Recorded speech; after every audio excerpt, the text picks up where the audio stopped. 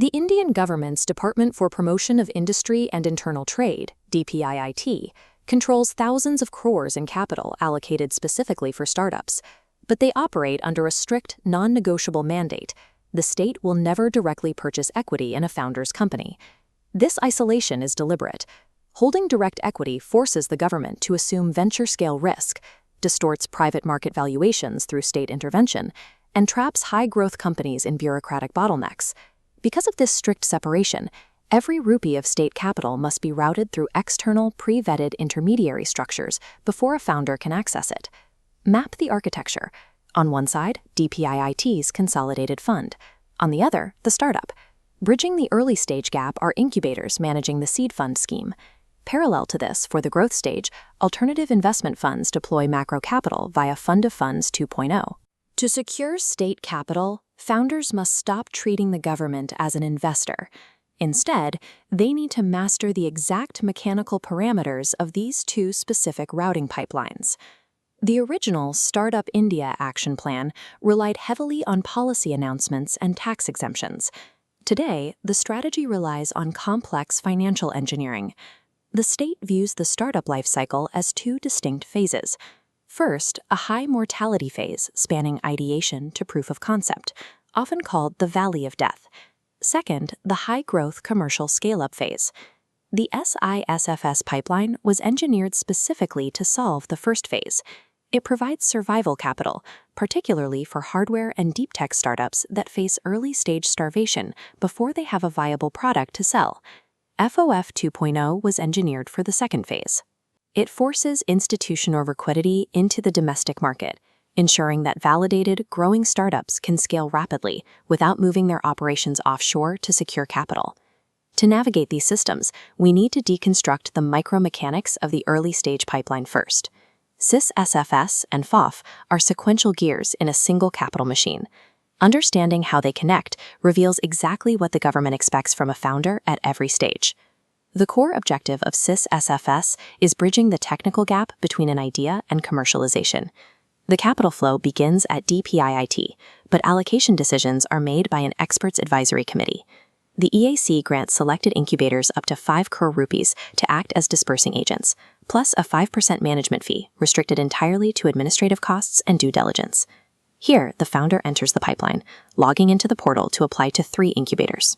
The application bypasses government bureaucrats, reviewed locally by the Incubator Seed Management Committee, an independent board of experts. The state enforces strict momentum on this process.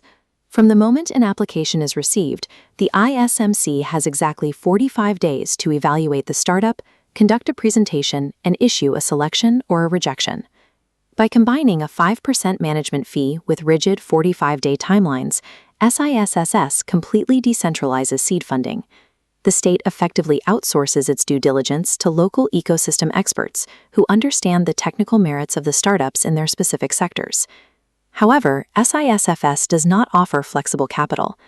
The scheme dictates strict limits on financial instruments based purely on a startup's technical readiness. Incubators disperse capital through 2 rigid tracks. The grant track is capped at 20 lakhs, restricted entirely to proof of concept and prototype development. The second track, debt or convertible debentures, is capped at 50 lakhs and strictly reserved for market entry, commercialization, and scaling operations. Because the state knows these are early-stage companies, the debt terms are highly engineered. The loans are unsecured, require no promoter guarantees, feature a 5-year maximum tenure, and offer a 12-month moratorium. But there is a hidden macro constraint placed on the incubators themselves. By law, an incubator cannot distribute more than 20% of its total DPIIT grant as startup grants. For a founder, this 20% rule changes the math. Incubators are structurally forced to deploy the vast majority of their 5 crore allocations as debt or convertible equity. SIFSS is not an endless pool of free money. Its architecture aggressively pushes startups out of the grant phase and forces them to prove commercial viability and debt serviceability as early as possible. Once a startup commercializes and needs massive capital to scale, the local incubator pipeline ends. This introduces the second pipeline, the Startup India Fund of Funds 2.0, armed with a 10,000 crore rupee corpus spanning the 16th and 17th Finance Commission cycles. To manage capital at this scale, DPIIT delegates authority to a central implementation agency, the Small Industries Development Bank of India, or SIDBI. DPIIT commits the funds to SIDBI, which forms a venture capital investment committee to screen proposals. This 10,000 crore does not go to startups. It is deployed as limited partner contributions into SEBI-registered Category 1 and 2 alternative investment funds. This architecture is legally bound by the official government operational guidelines, establishing SIDBI as the solitary gatekeeper between the state's budget and the private venture market. While SISFS relies on local incubator committees, FOF 2.0 leverages hardcore institutional finance.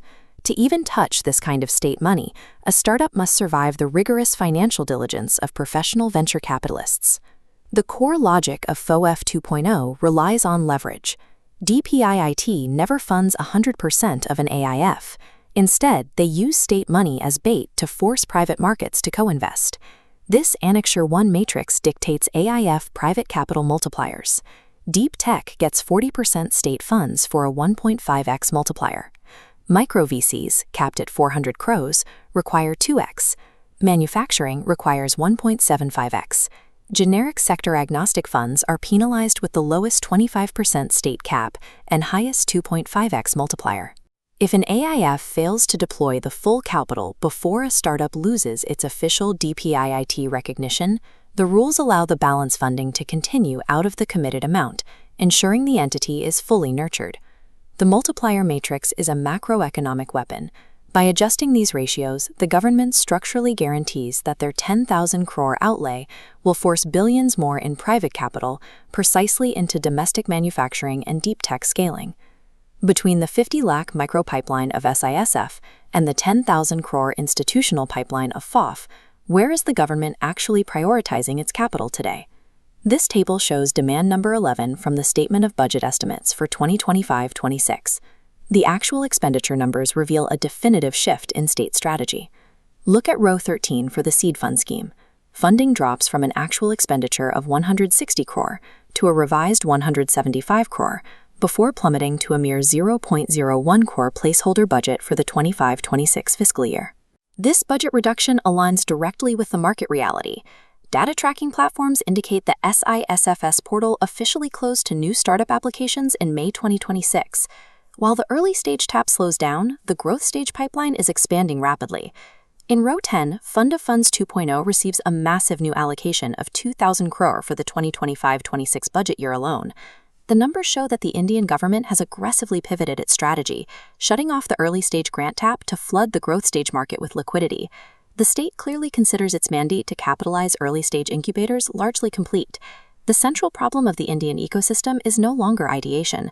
The goal now is injecting massive upstream liquidity, ensuring validated companies can scale domestically without requiring foreign buyouts. For early stage founders, the lesson is straightforward. Optimize your business model for commercial scale, not just to win a 20 lakh grant from a local incubator committee. The new survival mandate requires founders to build financial and operational metrics capable of passing the strict, regulated diligence of professional alternative investment funds. State capital is still available to early founders, but it is now hiding behind the mandated multipliers of SEBI-registered micro VCs and deep tech funds. Understanding whether your company is engineered for a strict SISFS debt instrument or a 1.5x FOF multiplier is the fundamental difference between starving in the valley of death and scaling to capture the market.